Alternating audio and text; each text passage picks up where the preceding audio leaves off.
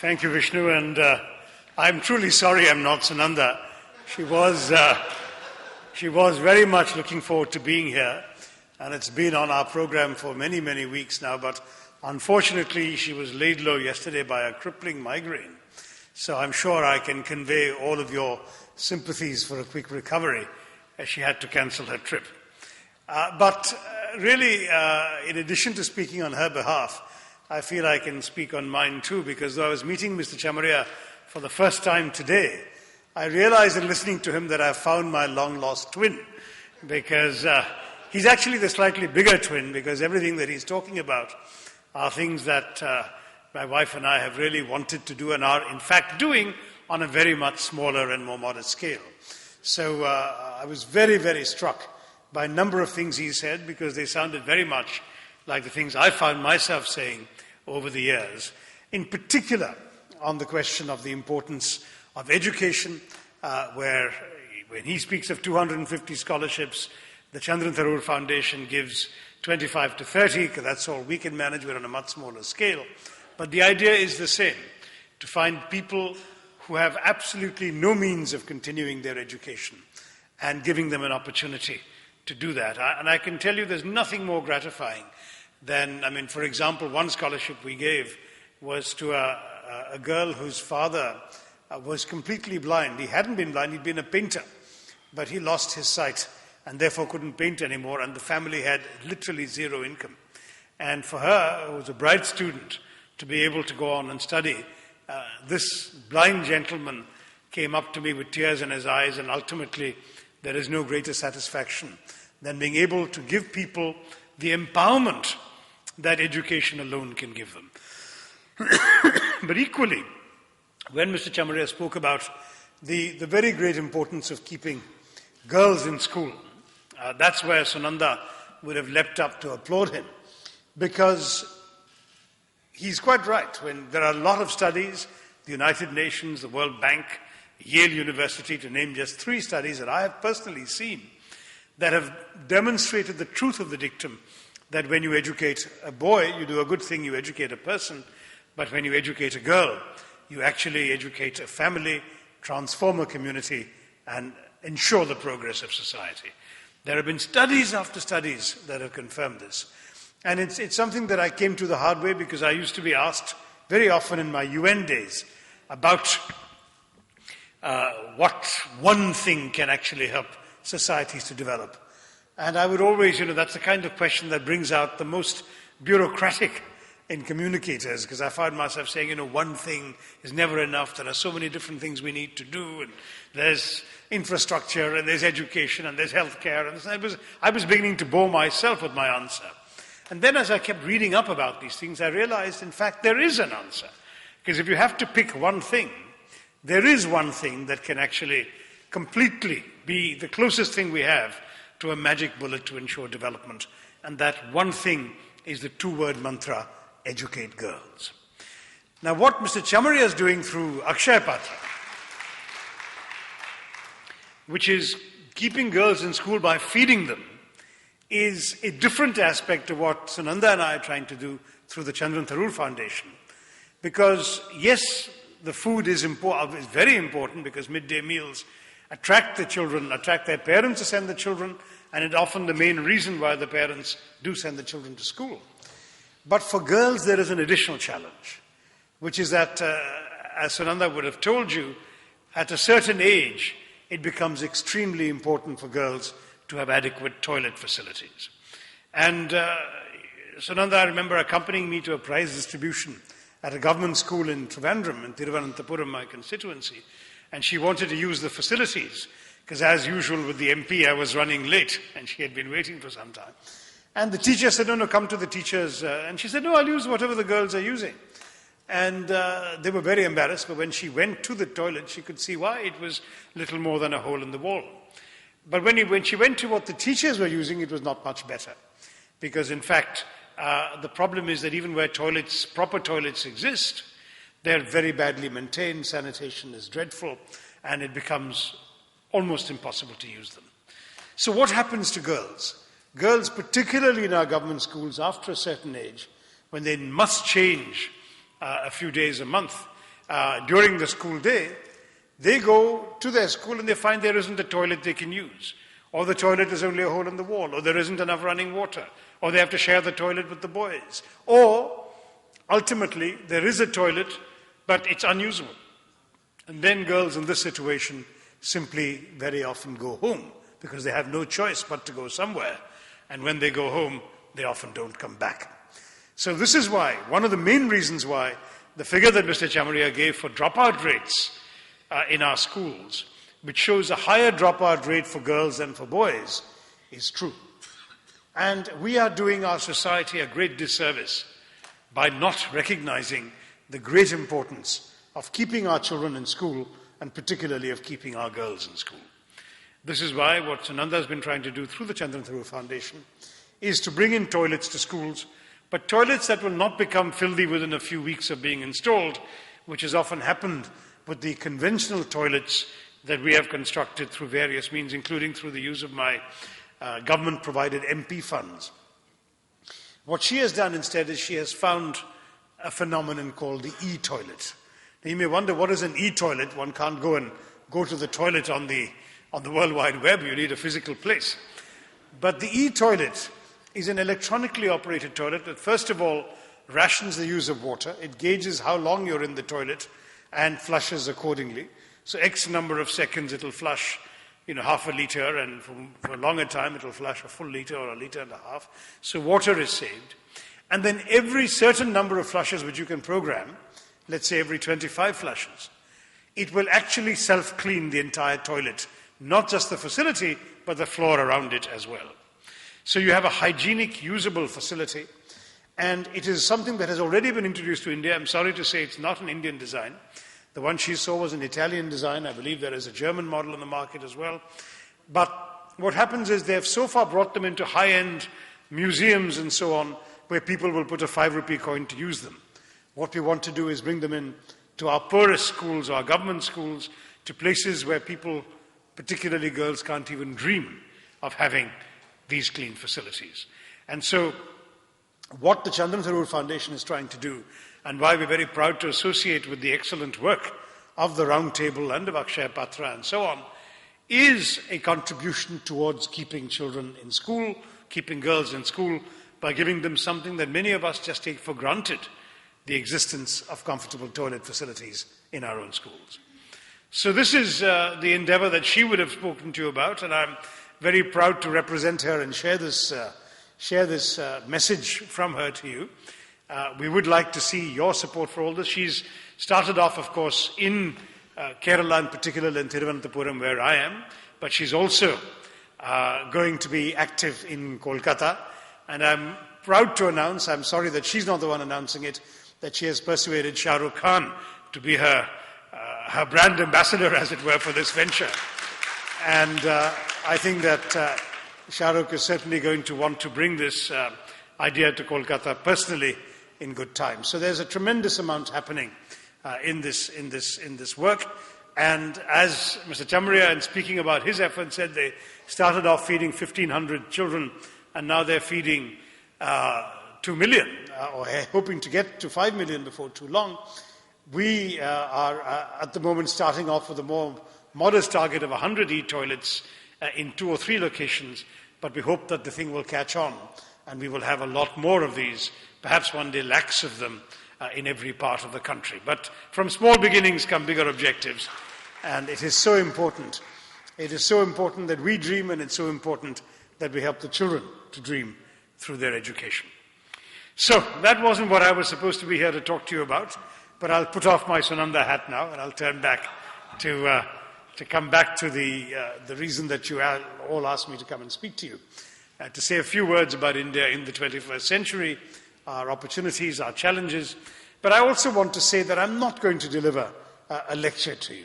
I don't think that all of you are at the lecture hearing stage, and you've already been exposed to a lot of material, video films, conversations. What I really want to do is to have a dialogue with you all. So I will say a few words because my dear friend Vishnu Sureka insists on it, but I will keep it brief. We all mourned the loss of Elizabeth Taylor last year. You remember that she was so adored by moviegoers around the world, but I want to add that I belong to the Elizabeth Taylor School of Public Speaking. As Elizabeth Taylor said to our husbands, I shall not keep you long. So my idea is actually to say just a few words fairly briefly, and then really to turn to you. So I want you to start thinking about what you'd like to hear about from me, so that we can have a true opposing narratives in their mind. One is the narrative that we have just heard, a narrative of poverty and suffering, and this is real. It must not be forgotten. There is no question that we have more children who have never seen the inside of a school in our country than in all the other countries of the world put together. There is no question that we have more poor people living below the UN World Bank poverty line of $1.25 a day, which, as you know, translates into 75 rupees a day. And at that level, it's not just the 55% that slide said, but in fact 70% of our population that lives on less than 75 rupees a day. Our poverty line, calculated by our Planning Commission, is at 32 rupees a day in the cities, 26 rupees a day in the villages. And you try and live on 32 rupees. A couple of young men have just done that, and there's an article about their experiment. It is very, very hard indeed how much you have to give up just to be able to survive on that kind of money. And yet there are something like 300 million people living below that amount of money in our country. So poverty is real and it cannot be denied, and we cannot flee from it. And so many of the things that we all take for granted. We go and see a Bollywood movie.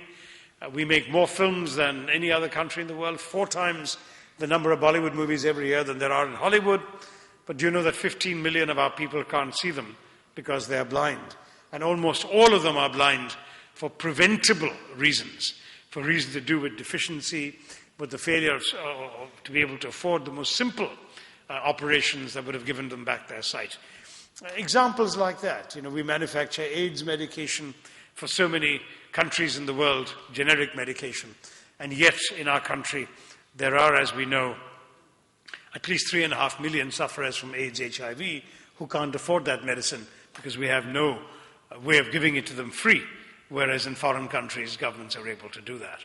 And so on and so forth. I can give you example after example, but I know that you don't need those examples. You know how real this problem is, or you wouldn't be here today, because you are here today since you are, through your presence, making a contribution to overcoming that narrative that you have heard. You are here because you want to help overcome poverty, and you are here because you are helping to overcome poverty. So that is one narrative, and it's very important that we be conscious of it. But then there is the other narrative, what people of another party might have called the India shining narrative.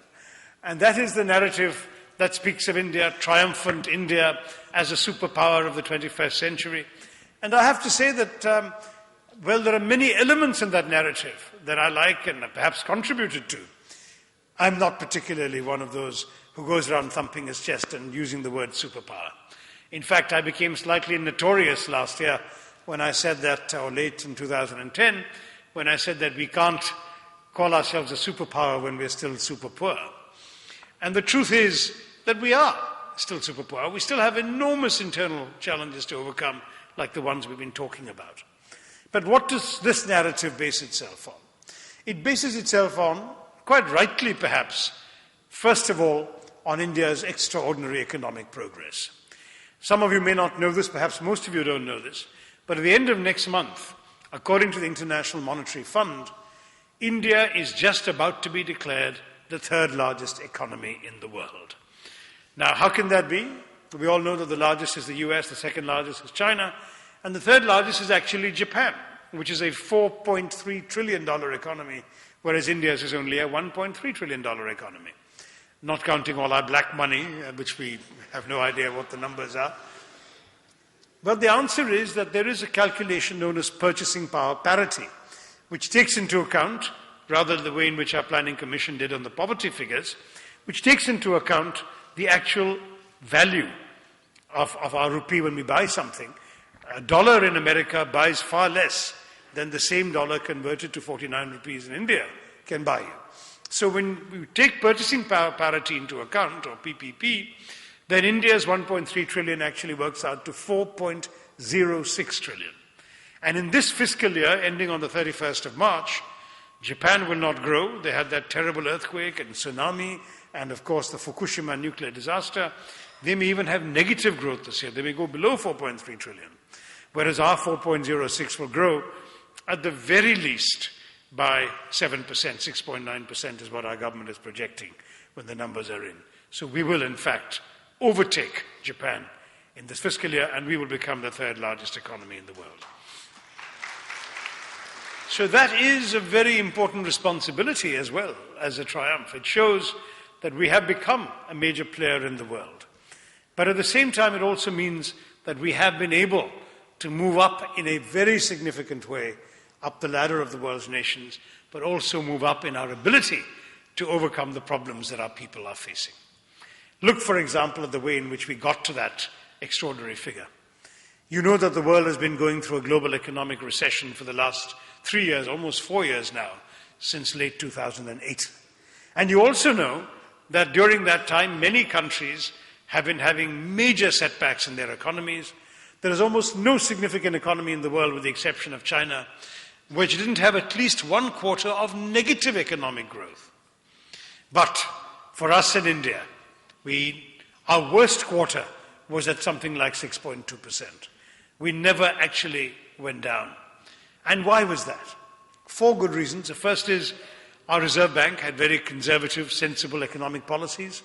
They didn't allow our banks to be tempted by credit default swaps and all these toxic securities that laid waste the banks of the Western economies. Second is the very important fact that Indians are themselves the engines of the Indian economy, whereas a country like China is essentially doing a great deal of import-export, and something like 70% of it, or 75% of its GDP growth comes from international trade. In India, that's only about 20%. The remaining 80% of our GDP growth comes from Indians producing goods and services for other Indians, and that we're able to continue to do. A third factor was that, again, something very different about India, is that whereas merchandise exports naturally went down during the recession, because Western countries couldn't afford to buy them anymore on the same levels, our services exports kept going up. We continued exporting IT services, business process outsourcing services. And so, since 58% of our GDP growth comes from services, we actually were able to grow despite the economic trouble. And finally, the fourth factor was our remittances. Not FDI, not foreign direct investment, which went down every year during the recession and today stands as low as $19 billion. But the remittances from ordinary Indians, often blue-collar workers in the Gulf countries, were so impressive that during the recession, the 2008-2009 fiscal year, they sent $46 billion to India. During the following fiscal year, when the recession was worse, our workers abroad sent $55 billion to India. And the last fiscal year, the one after that, came to 57. So Indians believe in India. And even when they're working abroad, they send their money home because they believe that our country has a future.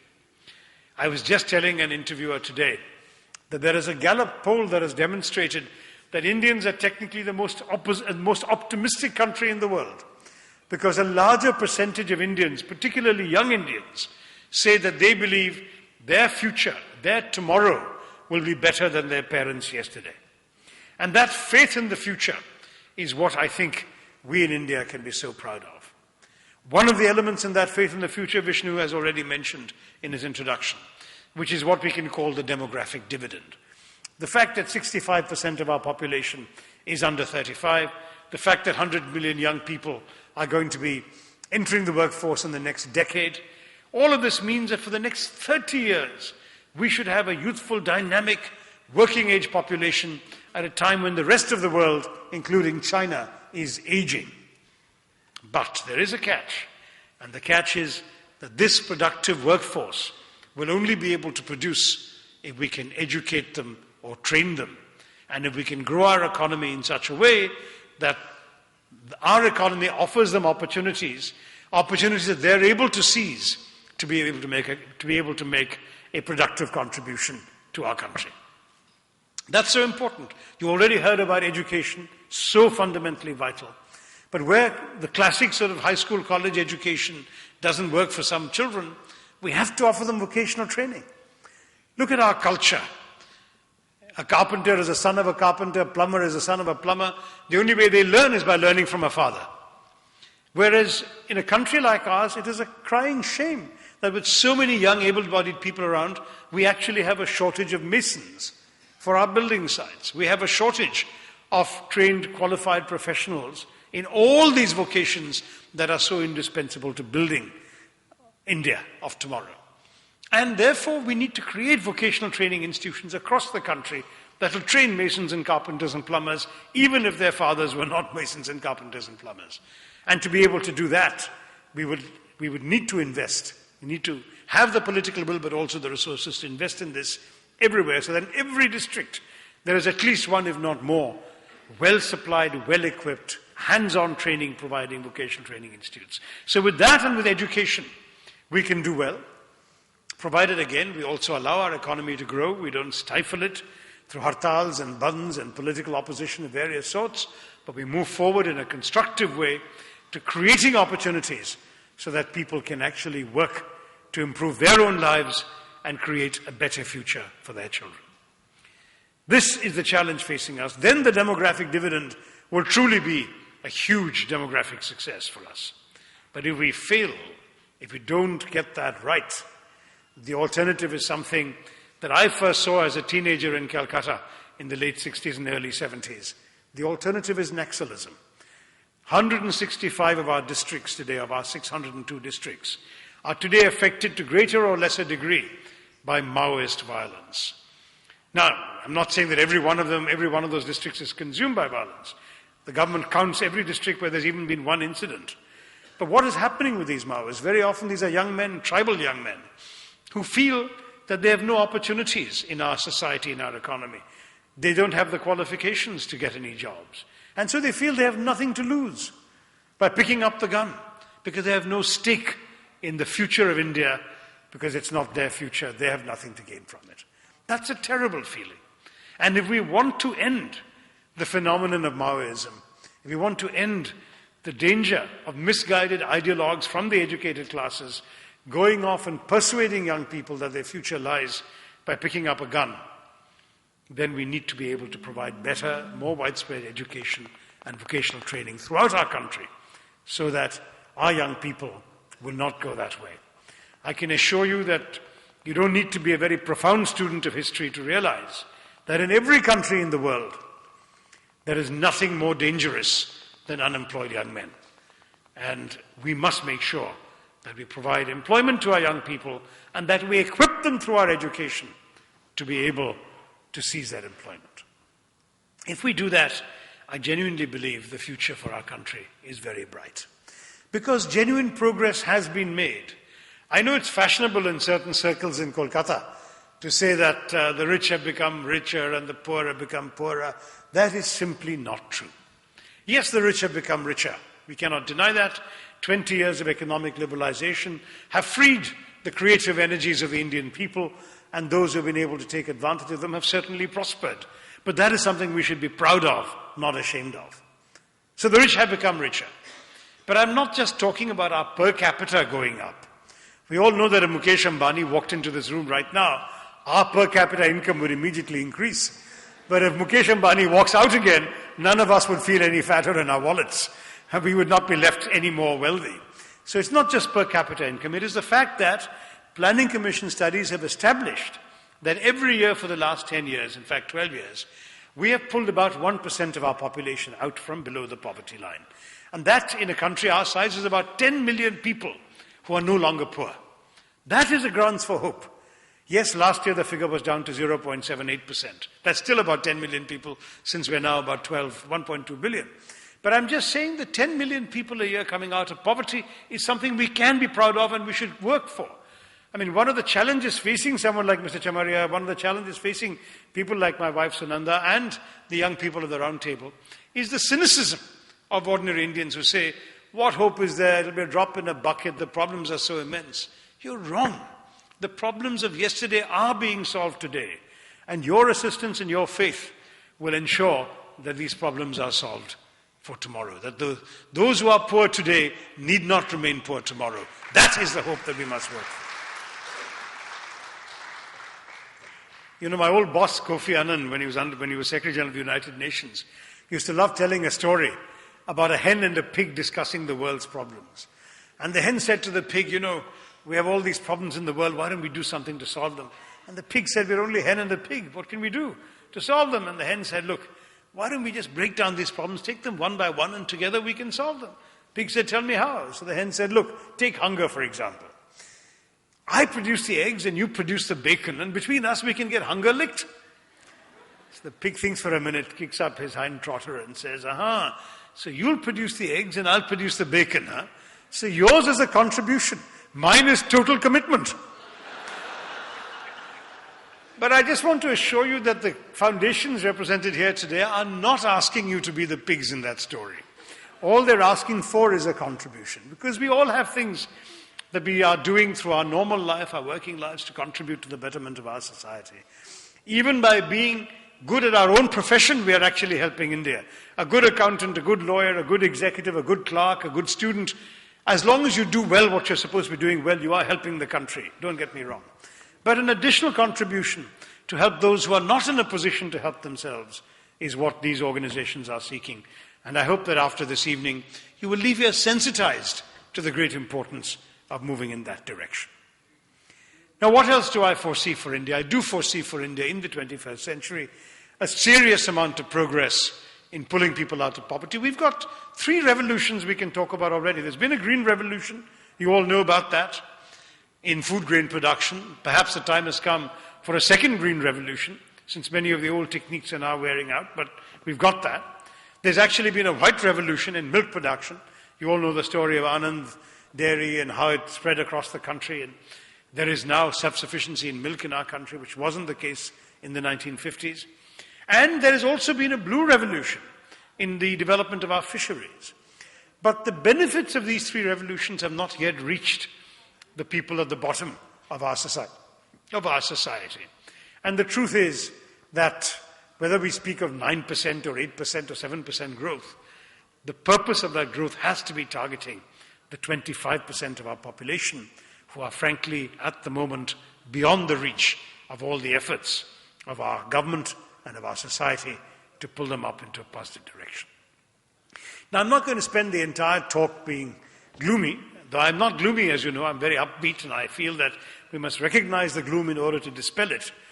In fact, I've always been inspired from my UN days by a wonderful line from the once First Lady of the US, Eleanor Roosevelt, who was asked again about some of the efforts that people make and the problems are so vast. And she said, better to light a candle than to curse the darkness. And that is absolutely true. You may not be able to construct the floodlights overnight to dispel the darkness. But if each of us goes and lights a candle, the darkness will disappear. And that's what we need to work towards. Now, one aspect of India in the 21st century that I am going to leave you with is the extreme importance of the use of technology in furthering India's progress and success. I've often said that we need to use computer jargon, both the hardware of development and the software of development. We need the hardware of development, the infrastructure, the roads, the railways, the ports, the airports, the sewage systems, and we need the software of development, the human resources we've been talking about this evening, education, vocational training, healthcare, all of that, both needs to be done for our country to truly prosper. That we all agree. But technology as a means is very important. I'm going to tell you why. I wrote a book a few years ago, 4 years ago, called The Elephant, the Tiger and the Cell Phone. And it was about my reflections on 21st century India, at least on the basis of most of the first decade of the century. And in that, the title itself must have put some people off or made some people surprised. Well, the reason for the title is the very first essay is a sort of Panchatantra type animal fable about India as an elephant, a large, ponderous beast, mired in mud, covered with flies, covered in dust, slow to move, slow to change, which somehow in recent years appears to be acquiring the stripes of a sinewy, lithe and agile tiger. And that's 2/3 of the title. Where does the cell phone come in? Well, the cell phone to me is the instrument that is most emblematic of the change of India from elephant to tiger. Why do I say that? Because when I left Kolkata in 1975 to go to graduate school in the United States, the entire country of India had about 600 million citizens, and we had perhaps 2 million landline telephones. Telephones were so rare that unless you were somebody important, a politician or a wealthy businessman or a doctor or a journalist, you probably wouldn't get a telephone. You would have to sit on a waiting list and wait for years. What is more, elected members of parliament even had the privilege of allocating 15 telephone connections to those they deemed worthy. Such a major privilege it was to give somebody a telephone. That's the story when I left in 1975. But I should tell you that even if you got one of those telephones, it wasn't necessarily a blessing.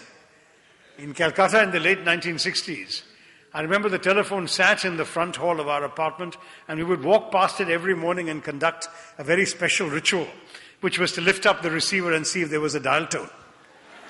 Most often there wasn't a dial tone. Or you could dial a number when you got a dial tone, and the words you heard more often than hello were wrong number. And if you didn't get a wrong number, you got something else. You actually found yourself stumbling across somebody else's conversation. They're talking to each other in full flow, completely unaware that you're listening into them. There was even a technical term for this. We called it a cross connection. These were connections that made us really cross.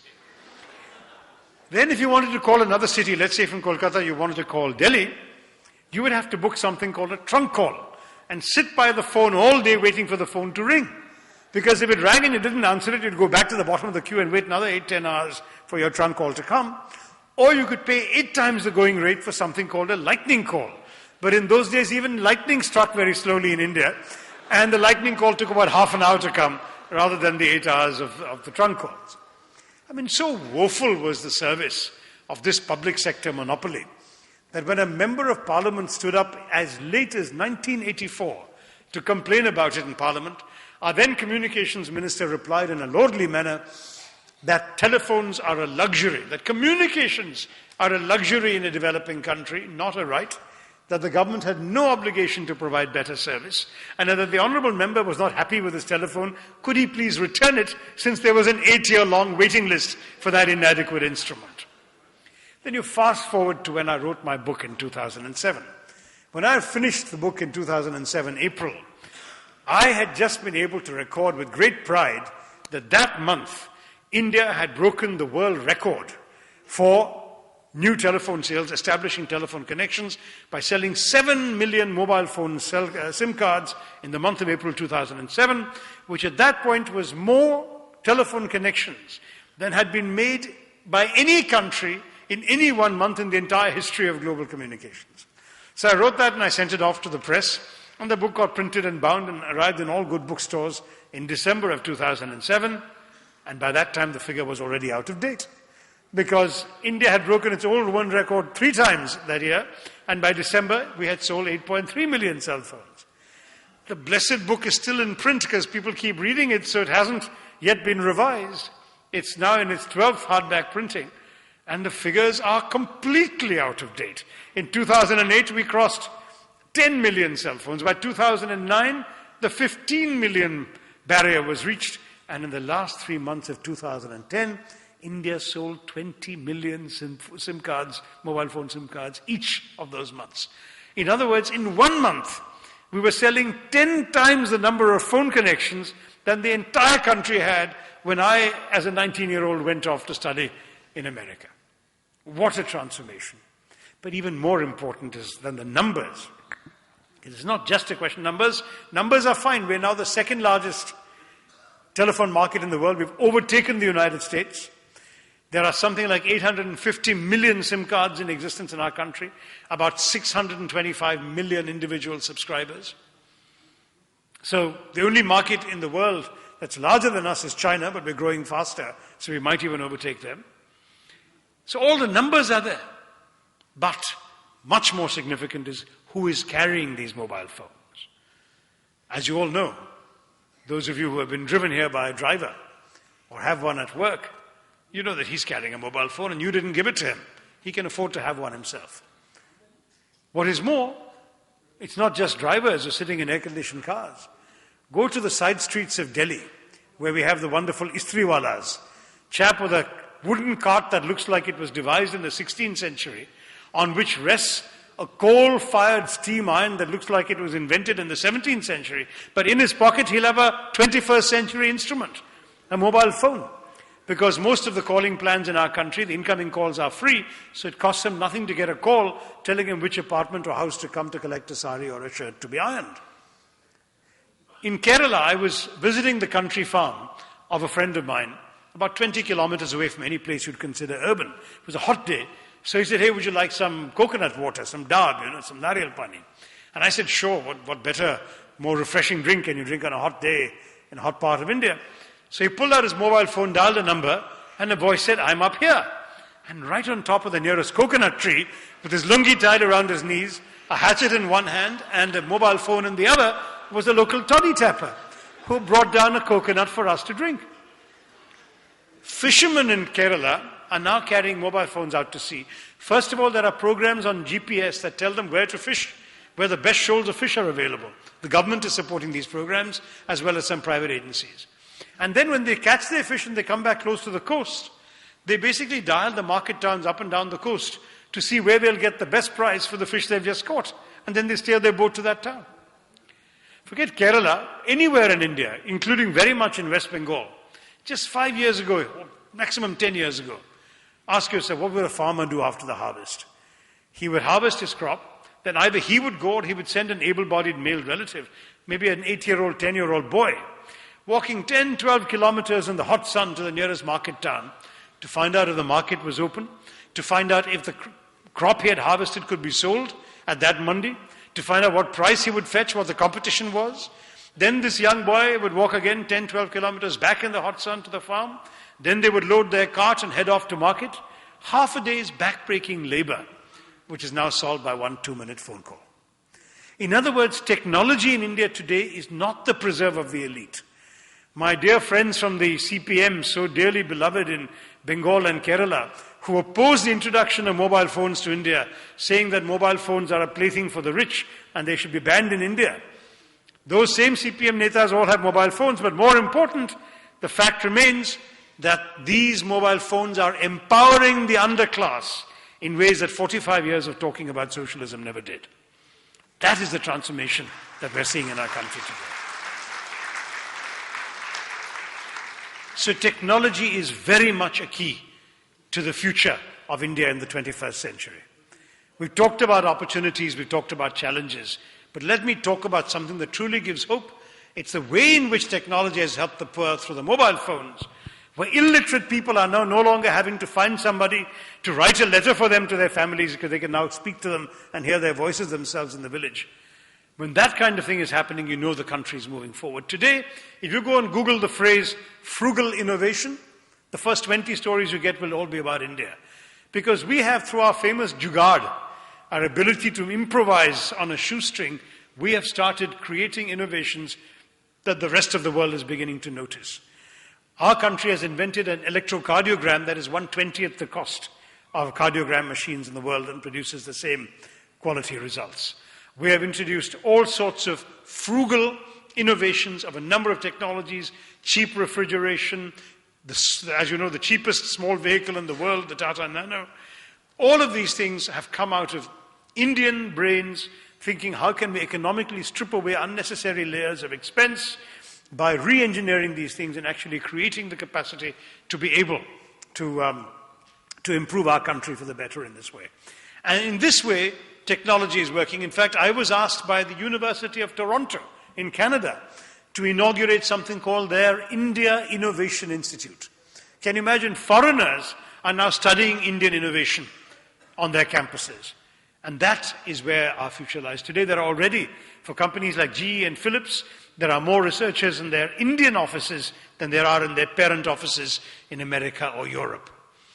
And we're not just doing, call center work for Western consumers needing to book an airline ticket or complain about a washing machine that's broken down.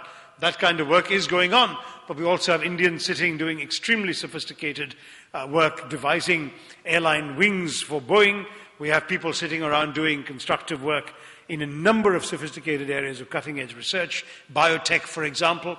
And all of this is applying the Indian skill for learning hard, working hard, dedication, and hard work to the 21st century challenges of creating new solutions to the problems of today's world.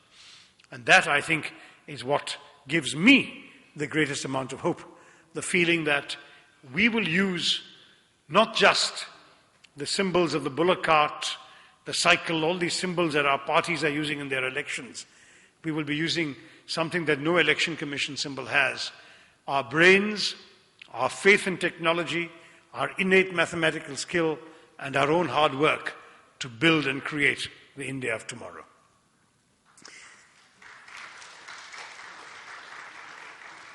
It is also true that the hardware still needs to be built. It has been estimated that 80% of the infrastructure needed by India by 2030 doesn't exist. So in the next 20 years, we have to build a huge amount of things. We're estimating, for example, that we need to spend $1.25 trillion in just energy and power generation. I'm sure you all remember the load shedding in Calcutta. I believe it's much less now, but I grew up with it. We must live in an India where load shedding is a forgotten word, is a quaint expression, the way in which the phone without a dial tone or the expression wrong number has now become. We have to make that history. We have to create the power that our society needs to manufacture to move ahead. We have to make ourselves truly a knowledge economy by improving our education systems. That's why our government has come up with the Right to Education Act, but is equally moving ahead with a whole other slew of educational reforms, including regulating the advent of foreign service providers in the education sector. So the best standards of world-class education can be brought to India as well. We are trying to satisfy our people's hunger to better themselves. And that ultimately, it seems to me, is what is going to give us the great strength that India needs. And I promised I wouldn't speak long, and yet I have taken far, far too long. I do want to leave time for some questions and answers with all of you. And so I will end here, but I want to end with a story which in many ways captures the spirit of what I have been saying, Mr. Chamare has been saying, Sunanda has been saying to you in her absence. A story which is from our ancient Puranas. It's a typical story of a sage and his disciples, where the sage says to his disciples, "When does the night end?" And the disciples say, "Why, at dawn, of course." The sage says, "I know that. But when does the night end and the dawn begin?" So the first disciple is from my part of India, our tropical south. He says, I know. He says, "It's when the first streaks of sunlight shine on the palm fronds of the coconut trees, swaying gently in the breeze above the paddy fields. That's when you know that the night ends and the dawn begins." The sage says, "No, my son." So the second disciple is from the cold and snowy north, where my wife comes from.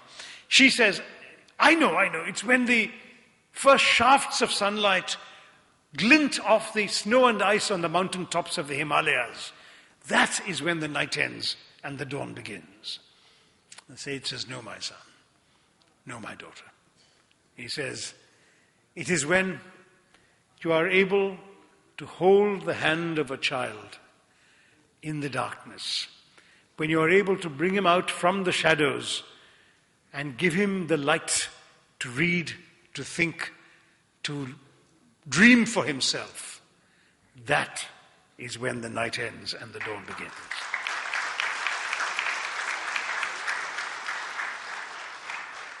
As you've heard this evening, there have been many, and there still are many a dark night for the people, the majority of the people of our country.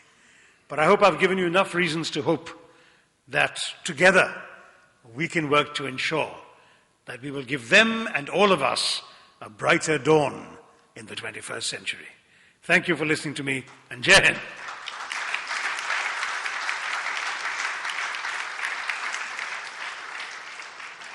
So how shall we do the question and answer period?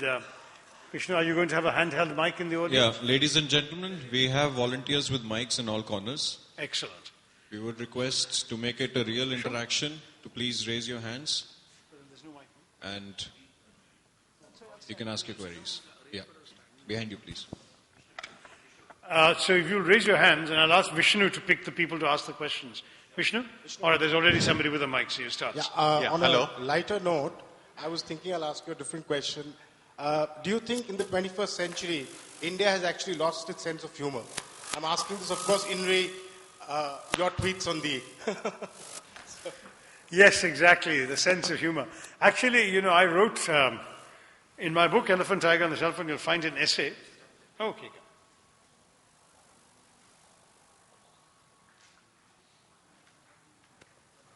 I have an essay. Well, is it working? No, it's not working. It's not working. No, it's okay. I can go back here. Don't worry. Hey, you got one more to spare? All right. Can you hear me? It is audible? All right. Well, in that case, in that book, The Elephant, the Tiger and the Cell Phone, I actually have an essay lamenting the lack of political humor in India. And that was written way before I considered entering politics myself. So you can imagine that I turned out to be the first victim of the lack of political humor in our country. I actually remarked that it was so strange that you can read all the writings and speeches and so on of most of our political leaders over the years, and you'd be hard-pressed to find a good joke. I mean, they were just not into it. Mahatma Gandhi actually had a sense of humor, because you may remember when... Vishnu, why don't you come and sit here, then you can identify the speaker, the questioner, so somebody can play traffic cop here. So Mahatma Gandhi, once he went in his loincloth and his half dhoti and a shawl to call upon His Majesty the King Emperor George VI in England. And the British were quite offended by the sight of this, as Winston Churchill called him, this half-naked fakir striding up the steps of Buckingham Palace. So one of the journalists asked him, "Do you think you were appropriately dressed to meet the king?" And Mahatma Gandhi replied, "I thought the king was wearing enough for the two of us." Now, can you think of a modern political leader with that kind of sense of humor? Sadly, no. But you're right, to some degree we have lost our sense of humor. And partly I think it's also, if I may say so, the fault of our media, which is so quick to seize upon even innocent and light-hearted remarks and deliberately make them into something sensationalist, because that's the only way they can get their TRPs to go up, is to manufacture controversies.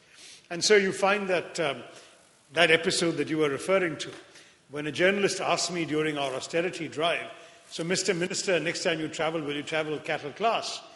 And I, having lived in England, in America for so many years, and knowing that in the Western world, cattle class is a very routine, banal expression. If you enter cattle class in Google, that's the definition you'll get. It's a term of insult to the airlines for the way in which they herd people in like cattle. It is not an insult to the passengers. Thinking that everybody in India knew that, because the journalist was asking me that question, I replied using his phrase as well, and I said, "Yes, I'll travel in cattle class out of solidarity with all our holy cows," which I thought was not a bad joke in the circumstances, provided you took it in that spirit. But little did I anticipate the bad faith with which people would deliberately manufacture a crisis out of it. And I was traveling in Africa for the government, and my back was turned for 24 hours, and the whole media had erupted, and we were having me being denounced and chief ministers calling for me to resign, and people saying this is some elitist fellow who thinks that economy class passengers are cattle. And by the time you translated that into Marathi and Gujarati and Bengali and Malayalam, my political career was as good as over. It's ridiculous.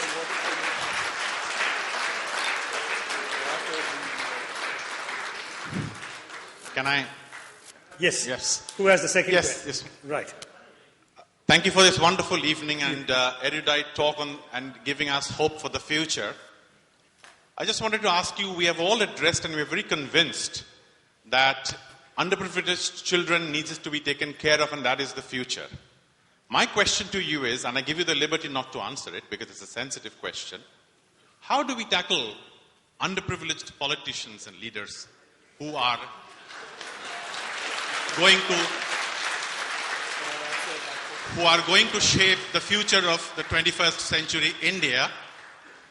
And if you select not to answer it, at least give us an inspiration why, after you and I studied in Xavier's and you went off to America to get educated, held one of the best offices of the world, Why did you come back to wretched India to become a politician? Well, Mahatma Gandhi said when he was asked for a message to some function or the other, he said, "My life is my message." And I suppose I can say that my life is my answer to your question, because what I have done is I have shown through my own choices my faith in the need for our politics to include people of a different sort of background and orientation than the ones who have traditionally gone in. Look, let's face it, I have come from a middle-class professional background. To this day, my mother detests the fact that I'm in politics. Our families all assumed that if you have anything in your head, you have to study hard, do your homework well, pass exams well, get good marks, get a good degree, get to a good college, get to a good job. That's what you're there to do. And it's the people who can't pass the exams, who aren't smart enough to do that, who will end up in politics. That's been basically the standard middle-class attitude. But I think we're doing ourselves a great disservice. In a democracy, we get the leadership we deserve. And if we end up abdicating, I mean the educated middle class with our values, our upbringing, our sense of place in society and our professional instincts and training, if we abdicate the political space, then there will simply not be people like us in politics. There'll either be the extremely rich, the Maharajas and Zamindars, or there'll be the sons and grandsons and great-grandsons of politicians from the national struggle days, or there'll be what the Marxists call the lumpen proletariat, the people from the real bottom who have absolutely nothing to gain, no education, no opportunities in society, and so will use politics as the only viable vehicle for their self-advancement. If that's all you want, then you have no right to complain that you have leaders that you are ashamed of. If you want to have a political leadership in our country that is, frankly, fully worthy of the kind of people you are, then you need to vote for parties and individuals who are like a Dr. Manmohan Singh, who are like, I don't want to pick individual names because then I will be accused of one thing or the other, so let me just say, who are like the handful of people in our politics who do approach the process of governance with middle-class values and a professional mindset. Because the fact is, in our politics, 95% of our politicians have never done anything else in their lives but politics. They started politics in the days of the Chhatra Parishad or the Kerala Students' Union or whatever it is in different states, and they went right there from their student days in politics and went all the way up to being councillors and panchayat members and MLAs and MPs and so on, and that's their entire career. So my argument is not that that's bad. You must have people like that who work through the grassroots. But you must also have people of a different background because they can bring a different orientation into politics. So the moment I was given an opportunity to contest, and I did choose to contest, I didn't get parachuted into politics in the Rajya Sabha. I came in through the Lok Sabha where I had to go out and persuade people to vote for me. And the hottest month of the hottest state, I was able to do that. And I did it because I wanted the legitimacy that came from that kind of public support. But also because, quite frankly, I felt that if people like me are constantly assumed to have no chance, then how on earth are we going to get our country equipped to be able to play a role, a meaningful role, in this extremely globalized 21st century world? And for these reasons, I must say that I'm very, to be honest, I'm not being excessively immodest. I'm very proud that I have been able to demonstrate through my own experience that however tough it is, it's a challenge worth taking on. Now, in my own case, I went through an Agni Pariksha that I wouldn't wish on anybody else.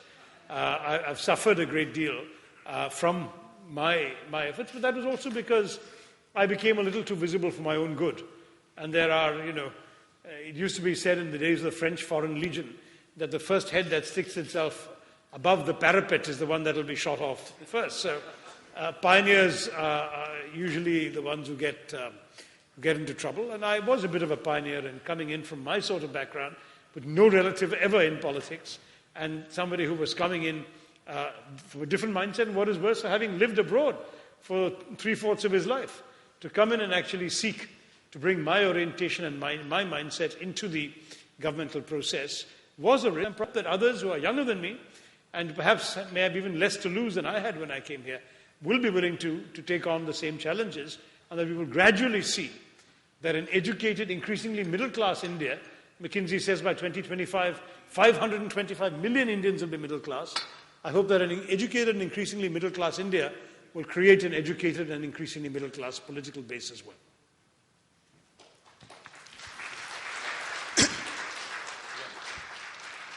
Dr.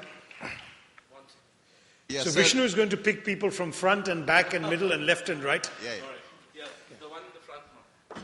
Yeah, Dr. Tharoor, our country started progressing only after the license permit Raj was, abolished by Mr. Dr. Manmohan Singh when he was the finance minister.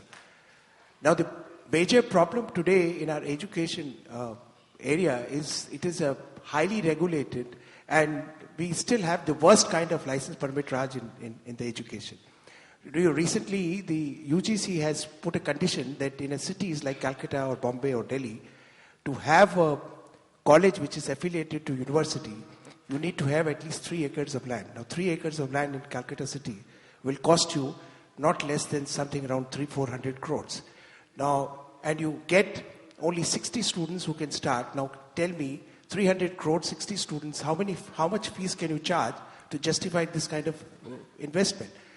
And still, you have an AICTE, you have UGC, and you have an affiliation, and you have to follow their curriculum, which is absolutely outdated, and you have conditions which you have to follow, which, like, if you follow, you land up a very, very mediocre education institution. There is no scope of any innovations or any use of technology or any change of curriculum. Since you are in the party which is in power and you are so passionate about educating the youth, there's impossible, almost the doors of the private sector is absolutely closed for any kind of innovation or any kind of development in the education, thanks to the government of India. Well, that's a very, very good and insightful and knowledgeable question, which I must say I am very anxious to help overcome this. We have a number of educational reform bills pending before the Parliament.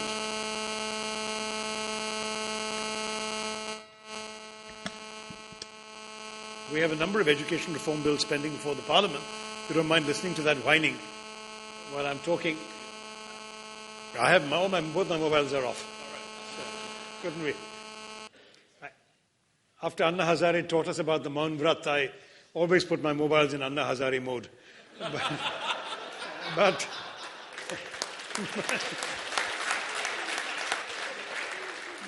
the fact is that one of the things I'm quite willing to do is to raise a question in Parliament about this. I don't know whether amongst the reform bills that are pending will be one about this, but it seems to me entirely feasible to create an exception for metropolitan colleges and universities, where the 3-acre requirement can immediately be waived. Because after all, you can have a perfectly good, I've lived in New York. The City University of New York occupies just basically one skyscraper. It is in a new school, same thing, which is a very prestigious university, is in a building. One building is not even half an acre, it's just a building. But the fact is, in cities you should be able to run a university that way also. And I'm going to try and recommend that some such exception be considered. I'll go home tonight and write a question to the Minister of Education on this.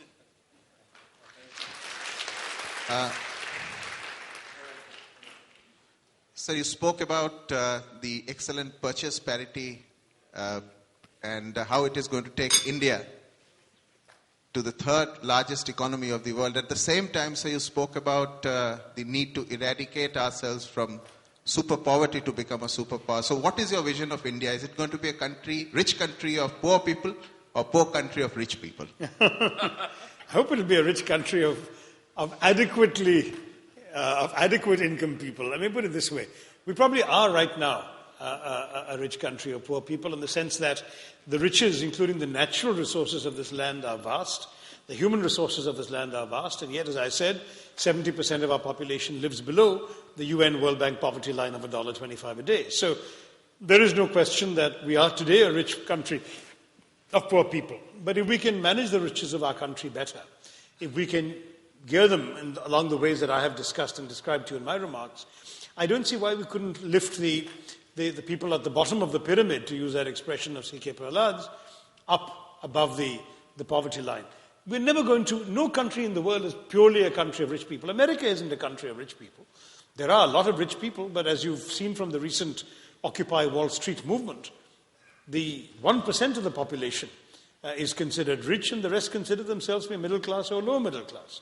And the truth is that if that happens in India, I'll be a happy man. If in my lifetime I can see a country where we don't have the kind of extreme and wretched poverty that we've grown up seeing in our country, if everybody can have 3 decent meals a day, a roof over their heads, adequate health care within 5-10 kilometers walk of their places of residence, maximum, ideally 5 kilometers or less, they can have the opportunity to send their children to decent schools where they'll actually learn something and where the teachers aren't absent.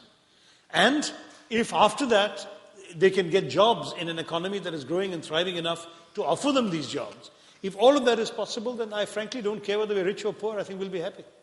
Great. Yeah. Good evening, sir. One second. Let me point out the lady Good here. evening, Dr. Tharoor.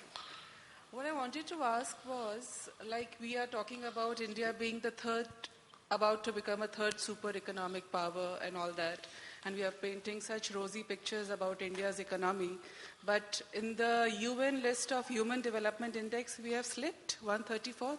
So isn't that some kind of a paradox? No, it's a very, very real issue, and we've gone actually from 128th to 134th, so we're we were never good to begin with in that. Now, to some degree you can quarrel about these rankings because the measurements can't be scientific. I mean, there are lots of subjectivities involved in some of these numbers, but still it is pretty shame-making. And one of the reasons it's shame-making is the level of malnourishment in our society, where Manmohan Singh ji himself has said that it's a national shame that so many of our children, they're not necessarily hungry, but they're not getting enough to eat, and they're therefore malnourished. And a malnourished child is going to be an underperforming child in future when he becomes an adult, because that child will not have developed the brain power, the muscle power, to be a productive member of our society. You find serious problems in human development indicators in healthcare, in clean drinking water, all of these things. So there are fundamental things we need to get done. I agree with you. But I think you will admit that I said that in my remarks. I'm not at all pretending that just being the third largest economy is enough by itself. On the contrary, it shows that we have the capacity to do better than we've done so far. India is a land of paradoxes. I've written that so often. And I gave you some paradoxes in my own speech.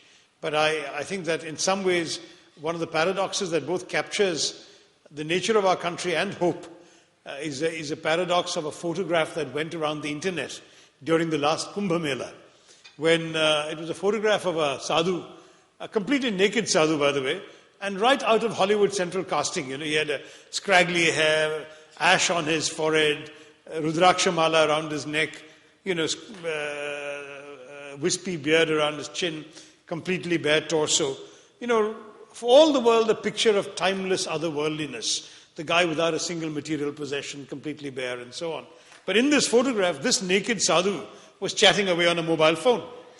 Now, that is part of the paradox of India, right? It's the fact that we are a country where a naked sadhu can chat away on a mobile phone. And I think that if we can get around the fact that, yes, we have these enormous problems, but we also paradoxically have within the same nation the capacity to overcome them, as I said, through high technology and so on, we should actually build on that. Can we have the mic to Mr. Sunil here?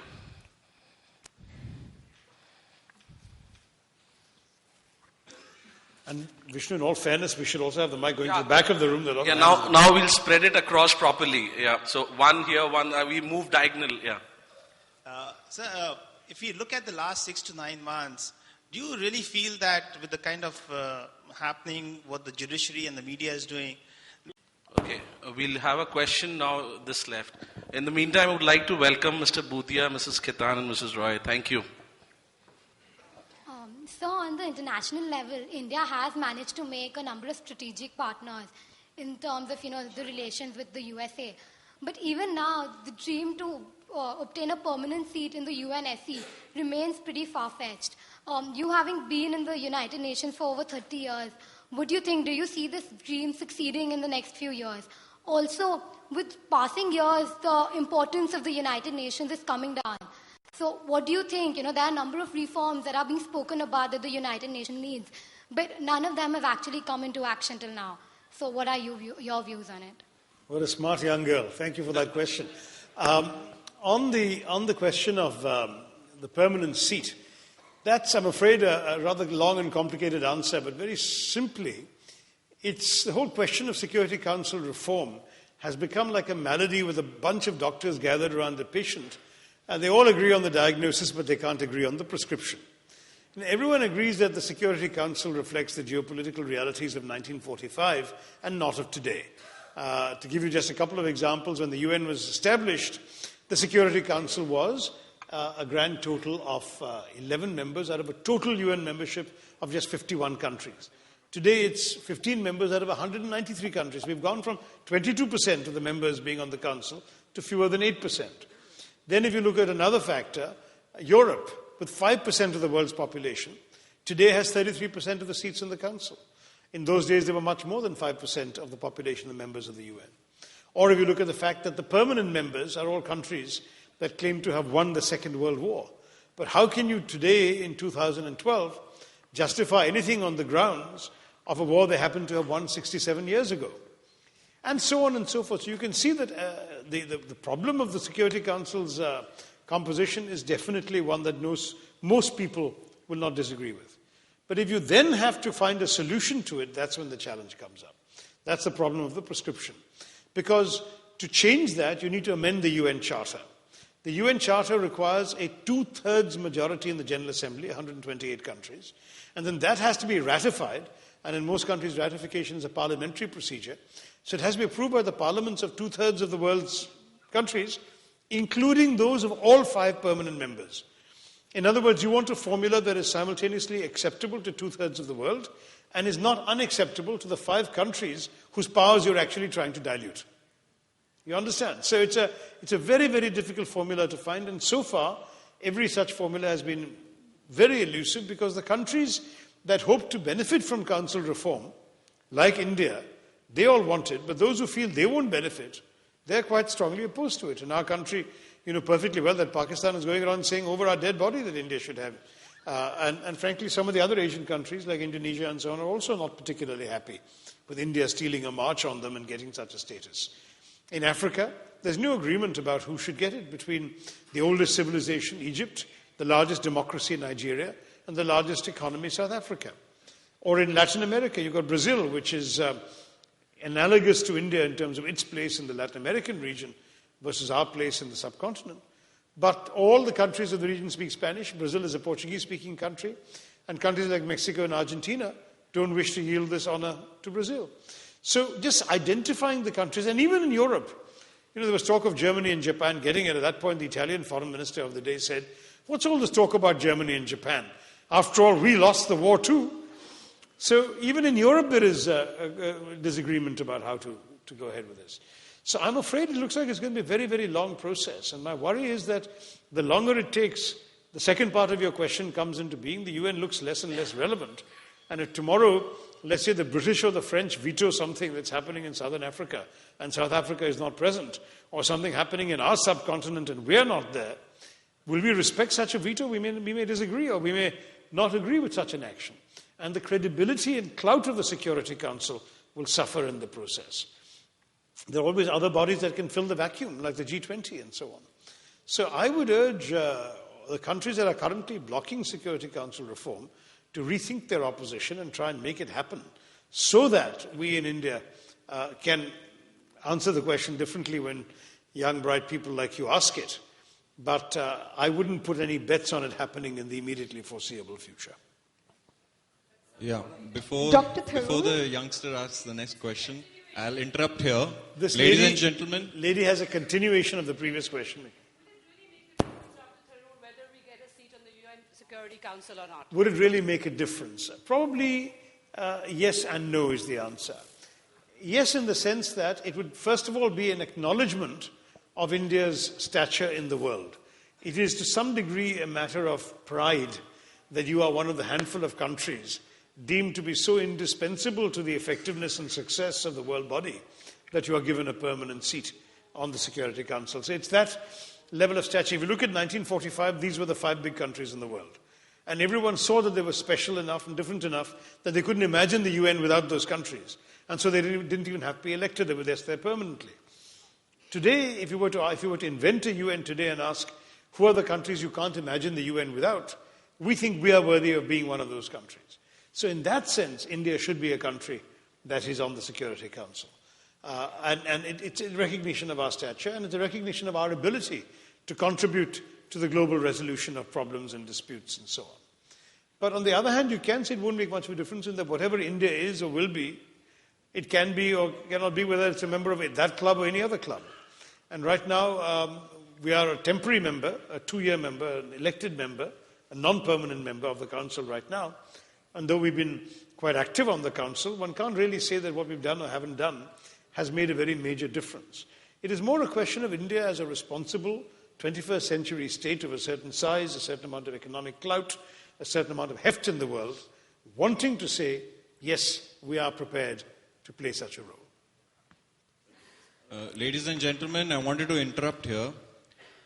There have been 2 kind people here during the session who have volunteered to get associated with the round table. I would like to name Mr. Vinay Agarwal, who didn't want to get recognized. And we have Mr. Manav Bansal of BK Steel and Industries. Can we please recognize you, sir? There. They've been kind enough to get associated with the round table as donors. At this juncture, I would like to remind you there's a memo on all the seats and table wherein you can fill your contact details. If you're interested, drop it back and we will get in touch with you. The memo looks like something this. Moving back to the questions, we'll have last few questions. A young lady here. Dr. Tharoor, I have read your book, The Great Indian Novel, innumerable times, and I love it. But what I wonder every single time I read is that what inspired you to merge the Mahabharata with our Indian history? So that's the main question that's on my mind. Well, where do ideas and inspirations come from? I think by definition it's unknowable. Ideas and inspirations basically come from who you are, what you've read, what you've seen, what you think about, and they just fuse together the way in which 2 sticks rub together in a certain moment might create a spark. And in my case, I would say that I've been obsessed with Indian history. I did a history degree in college, even though my marks would have qualified me for any other subject, because I cared about history. And I was reading, in fact, P. Lal's transcreation of the Mahabharata, when it struck me what an extraordinarily racy, lively narrative this is, and how it could easily be a contemporary story. Here is an epic that between 400 BC and 400 AD, for 800 years, was told and retold as the great story of the events of its time, with new stories being added, new digressions, new interpolations. And then suddenly, after 800 years, we stopped retelling it. So I asked myself, what if we had not stopped retelling it? What would a Ved Vyas in the 20th century write about the great events of his time? And from that idea was born the notion of taking the great events of the 20th century, which is, of course, the nationalist movement and the freedom struggle, and grafting it onto the epic and trying to tell in epic mode, but in a satirical vein, because the conceit would otherwise have been impossible to sustain, a satirical retelling of the political history of 20th century India with the framework narrative of the Mahabharata. And I obviously had a lot of fun writing it, and I hope you had fun reading it too. Just to interrupt here, we'll have the Q&A round till 8:55 last. So, sorry to whoever can't manage. Yeah, the gentleman here on the left, yeah. Good evening. My question is about tonight's topic, that is opportunities and challenges. The Economist, a publication in the US, talks about our biggest challenge being job creation. Yeah. We are empowering the youth with education, which all NGOs are doing, but they're getting frustrated because there are no jobs. My question is about jobs and about alternate employment, whether it be sports or any other form of employment. What do you see the role in our country? Yeah, I'm 100% in agreement that job creation is vital, and I stress that we need to create an economy that actually offers people opportunities to get work, decent work, as I said, and at the same time that we have to train and equip them to take that work.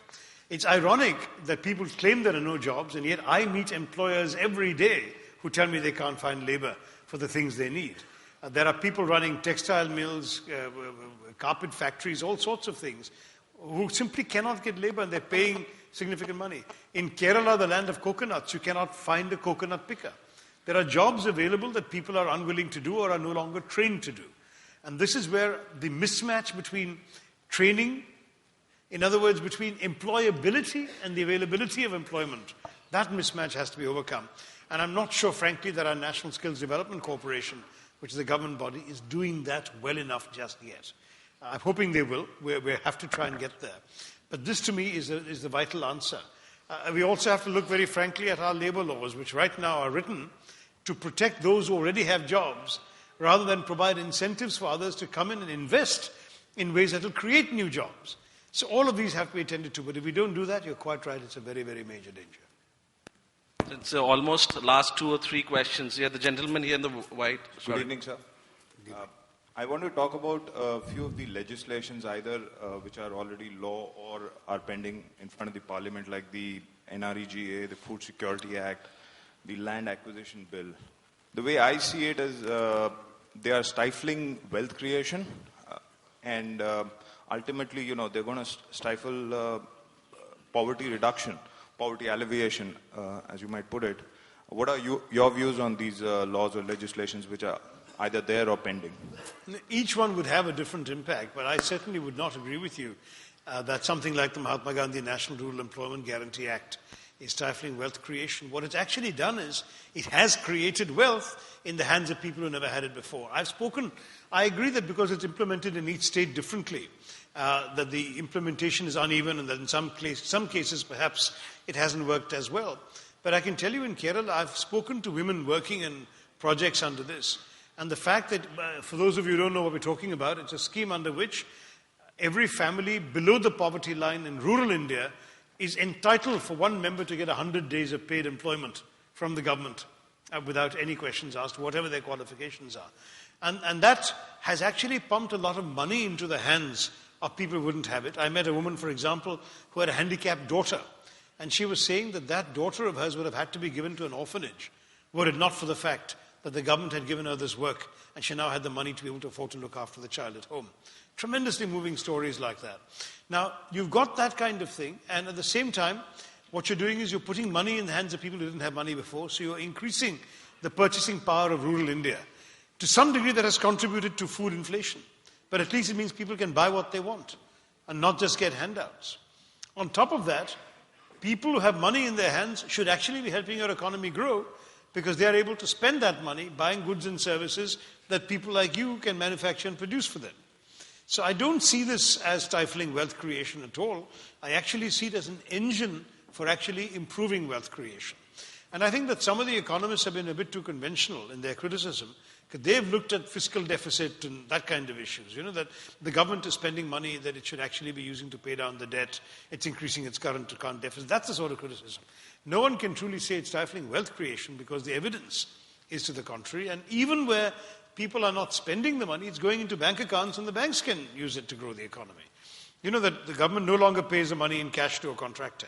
You absolutely have to have a bank account, and something like 9 million new bank accounts have been opened only because of this scheme, so that workers can get money directly into their accounts.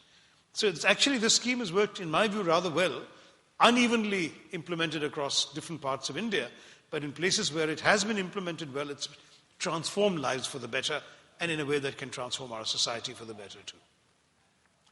Sir, firstly, it's an honor for me to be addressing you.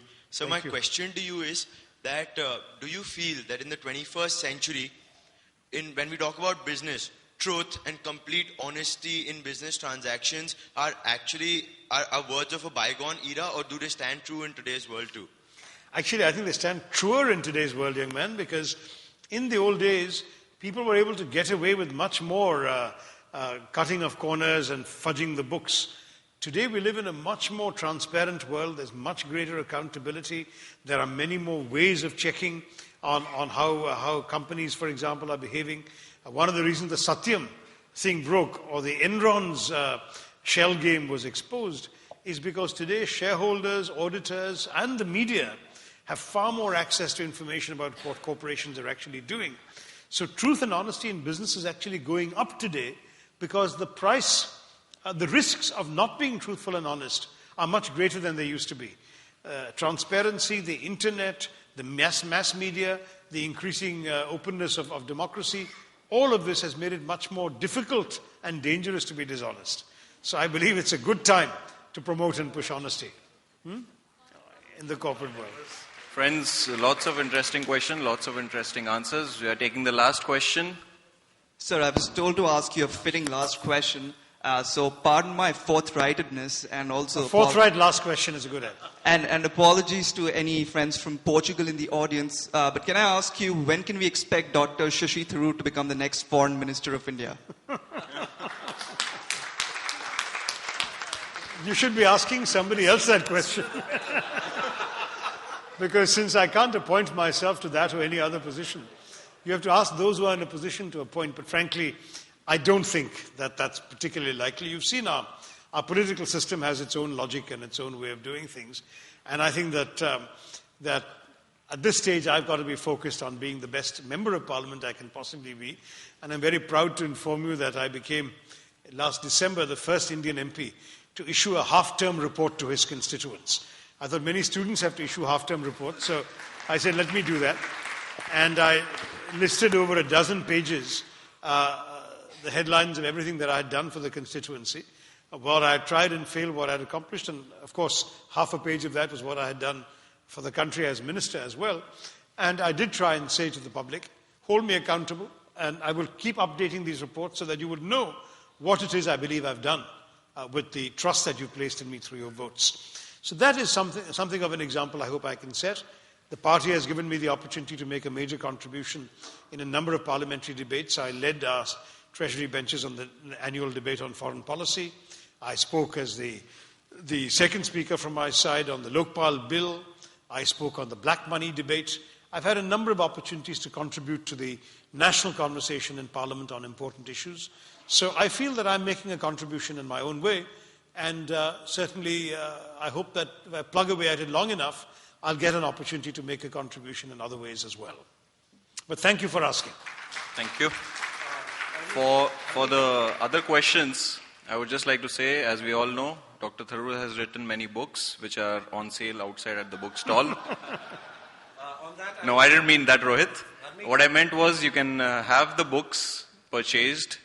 Dr. Tharoor will be available on the dais for signing of the books. I'm sure you can have a few questions shared further also. Sitting beside you, sir, I'm going to take the liberty to ask you a last question. Take the mic. So, I believe your last book was in 2001, The Riot. That's my last novel, but I published non-fiction. So where's the writer Shashi Tharoor now? Oh, the writer is still in here, sort of waiting to break free of the political cage into which I've put him. So has the country lost a writer for a politician? No, I hope not. I've often joked to people that, I'm already known as a former minister. One day I'll be known as a former MP, but I hope I'll never be known as a former writer. So that's always going to be part of who I am. I can say in all truthfulness that it is a struggle to find the time to write in political life because politics, particularly Lok Sabha politics, is extremely demanding because you're constantly accountable to very demanding constituents who ask a lot of you and they're entitled to ask it. That's the way our system is. So I must be issuing, I'm not exaggerating, about 250 letters a week on various issues to various ministries, government departments and so on about issues and problems raised by my constituents. And that doesn't leave a lot of time for sitting around writing novels. But I will say that I am working on a book right now. I've been struggling for a couple of years to find the time to finish it. A non-fiction book about India's place in the world of the 21st century, a sort of foreign policy book, but written not for scholars, not a single footnote, really written for intelligent, thoughtful people like you to understand a little bit about India's place in the world. And I hope that book will be completed and published this year itself. As for fiction, I would love to be able to go back to fiction, but my worry about fiction is that you need not just time, which is scarce enough for me, but you also need a place inside your head to construct an alternative universe, to populate it with characters, episodes, dialogues that are as real to you as those of the people you're meeting in your daily life. And that's very difficult in the kind of life I'm leading today. Fiction is not interruptible. Non-fiction, you can interrupt and pick up the threads even 3-4 weeks later and continue writing.